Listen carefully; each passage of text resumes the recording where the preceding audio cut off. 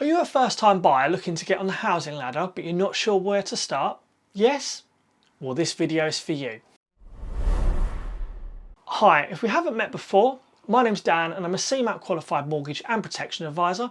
This video is purely for educational purposes only and should not be seen as advice or a recommendation to act, and I must stress your home may be repossessed if you do not keep up with the repayments on the mortgage. With that out of the way, on with the video. Firstly, find yourself a mortgage advisor and get in touch with them. We would take very basic details from you like size of your deposit, the property value you're looking to achieve, if you're employed or self-employed, how much you earn, and questions about your credit history. This information helps us establish at the very beginning if you could qualify for a mortgage before wasting your time any further. Go through a fact find. Your mortgage advisor will go through the process of a fact find, which is a mortgage application form, once they're confident that there is a good chance of you obtaining a mortgage. This will ask for more detailed information about you. We will also ask to see your passport and payslips at this stage. This helps iron out any potential issues that may arise further down the line.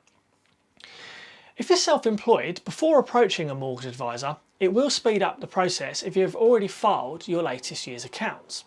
Next stage is lender's affordability. Once the mortgage advisor is happy to have all of the information they need and the fact find has been completed, then they'll look at the lender's affordability calculators. Each lender has their own affordability calculator, as each lender will vary on how much they will lend. This is why it's important you provide us with your payslips or accounts from the very beginning. You'll find more information about this in a video here. Searching the mortgage market for you. Once it's been established which lenders will lend the amount that you require to buy the property, we will search the market for the most suitable lender that meets your requirements. I must stress it isn't as simple as placing you with the lender who has the lowest interest rate, as there are other costs associated with mortgage products that need to be considered in the research before a recommendation can be made, such as product fees, valuation fees and potential booking fees. You can also occasionally receive cash back from lenders which need to be calculated. The decision in principle.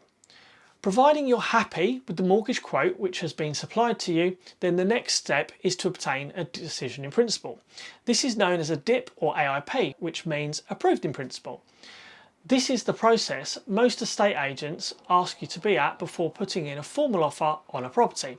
This is also the stage where a lot of mortgage advisors will ask you to instruct a conveyancer. If you haven't found one yet, do not worry, a lot of advisors have dealt with firms in the past that they can recommend. During the decision in principle process, you're credit searched, and if you're successful, this is the lender telling you that subject to all of the information you have provided being true, then they'll consider lending to you. It is important at the very beginning to know what your credit history is like, as this will dictate what lenders you'll qualify with. I have made a couple of videos on how to obtain your credit report for free and also how to improve your credit score. For more information on this, watch these videos. But I will also put links in the description. Property viewing. Take your time when viewing the property. This is potentially going to be where you'll live and where you'll be investing thousands of pounds, so you need to make sure it is the right property for you. You should not be afraid to ask to view the property a couple of times before putting in an offer. Perhaps take someone who already owns their own home with you, as they might know what to look out for. Put an offer in. Once you've found a property you like, then you should put an offer in to purchase the property. I've covered a video on the 10 mistakes people make when buying a property. That can be found here. Hopefully this is successfully accepted. The next step is the mortgage application. The mortgage advisor will provide you with in-depth details about you to the mortgage lender, along with your proof of income, bank statements and identity. The valuation. A valuation will be carried out on the property you're buying at some stage during the mortgage application process. A lot of lenders these days will not book a valuation until the underwriter has reviewed your application and is satisfied, but if you're paying for a valuation, a bit of friendly advice would be to get the valuation put on hold until you or your mortgage advisor are confident that you'll be approved. You do not want to be paid for a survey on a property if your application is going to be declined.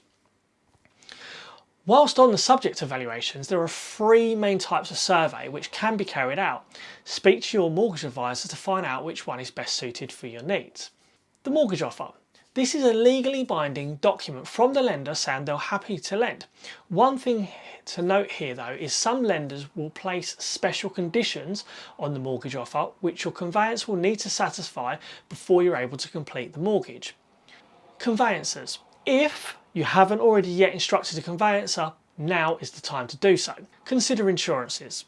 Whilst the conveyancers are carrying out the work that needs to be done, you should be discussing with your mortgage advisor your insurance needs. There are various insurances which you should be considering. Depending on your circumstances and needs, your mortgage advisor will make their own recommendations. All the insurances are optional but very important, and you should at least consider them as they will provide you with protection and peace of mind of maintaining the mortgage. I covered this in a video here. The only insurance which is a legal requirement is builders insurance, as this acts in a similar way to car insurance. Sign contracts and exchange. You will sign contracts and exchange once the conveyancer has carried out the required work to successfully purchase the property. You will set a completion date when you exchange. This will allow the lender enough notice to send the funds to the conveyancer and for everybody in the property purchasing chain to make the arrangements to move their belongings to their new homes. Hopefully that all makes sense. If you'd like my help obtaining a mortgage, then please contact me. My details are below. Also, not expected or necessary, but sometimes I'm contacted to ask how you can thank me for producing these helpful videos. If you'd like to do this, you can buy me a coffee using the link below. Check out this video on how to avoid the 10 most common mistakes that are made when buying a property. Remember, your home may be repossessed if you do not keep up with the repayments on your mortgage. Thank you very much for watching, and I'll see you next week.